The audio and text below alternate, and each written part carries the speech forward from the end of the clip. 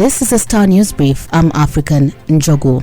Kenya's economy has been hit hard by COVID-19, severely affecting incomes and jobs in the past 6 months since April, the World Bank has said. The pandemic increased poverty by 4% or an additional 2 million poor through serious impacts on livelihoods by sharp decreases in incomes and employment. The Kenya Economic Update covering 6 months between April and October shows the country's economic growth shrunk to 0.4% compared to 5.4% in a similar period last year. According to the World Bank, the drop reflects a worse than anticipated Q2 GDP outturn, mainly due to a sharp reduction of the services sector output, especially education. As a result, the economy is projected to contract by 1% in 2020 in the baseline scenario and by 1.5% in a more adverse scenario. Get a copy of The Star by subscribing to our e-paper for only 10 shillings by dialing *550*3#.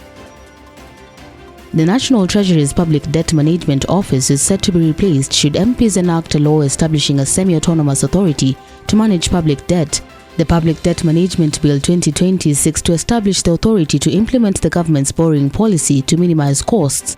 The bill, sponsored by Nambale MP Sakwa Bunyasi, provides that the authority will maintain a register of all loans advanced to national and the county governments. It would be managed by a board consisting of a chairperson appointed by the President, Treasury CS, Attorney General, Central Bank of Kenya Governor, Capital Markets Authority CEO, NSC CEO and KIPRA CEO. The accountants body ICPAC, Kenya Bankers Association, KEPSA and LSK will nominate one person each to the board. The authority will also assist county governments manage their debt and would be run by a Director General appointed by the board.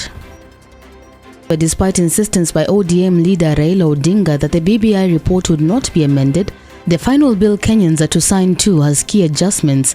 Among the key changes is retaining the 70 new MP seats but leaving room for the appointment of as many extra MPs to meet the 2/3 gender rule. The new bill also creates a position of deputy minister who can be appointed from among MPs.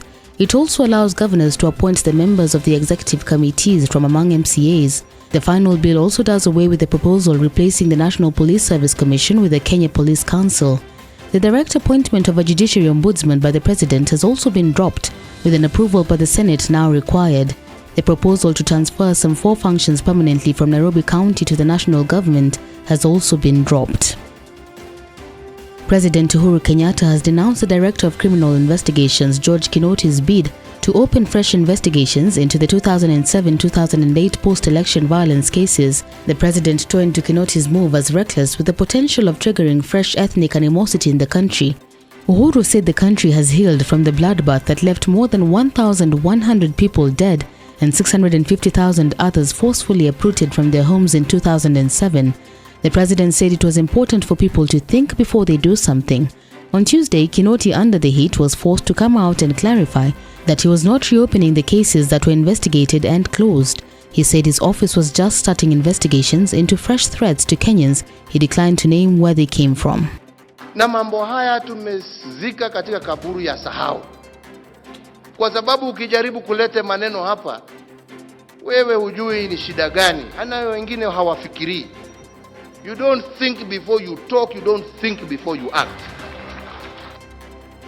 Used car importers now want the government to extend the December 31st deadline for clearing of vehicles manufactured in 2013.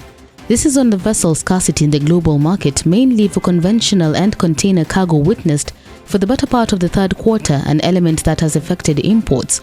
Importers said lack of ships has led to delays in bringing in the units, with some 2013-made cars expected to arrive later next year. As per Kenya's 8-year first date of registration rule as the maximum age for imported used cars, December 31st is the last day for 2013 manufactured vehicles to be cleared into the country. Through the Car Importers Association of Kenya, the traders have appealed to the Kenya Bureau of Standards and the Industrialization, Trade and Enterprise Development Ministry to allow them an extension of 3 months to March 2021. And finally, the number of new HIV infections among adults declined from 56,000 in 2010 to 35,000 in 2019, the latest report shows. This represents a 38% decline, meaning Kenya missed the 2020 target of a 68% reduction from 2010 to 2019. The 2020 target is a 75% reduction in new infections. The latest global progress report was issued by UNAIDS and the UN Fund for Population Activities on Tuesday. About 1.2 million Kenyans are living with HIV, and an estimated 180,000 die every year. At least 1.5 million people have died of AIDS-related ailments since 1984. The report says new infections among young women aged 15 to 24 years declined by 44% in the same period. Get a copy of The Star by subscribing to our e-paper for only 10 shillings by dialing *550*3#. You can also get more on the Star website.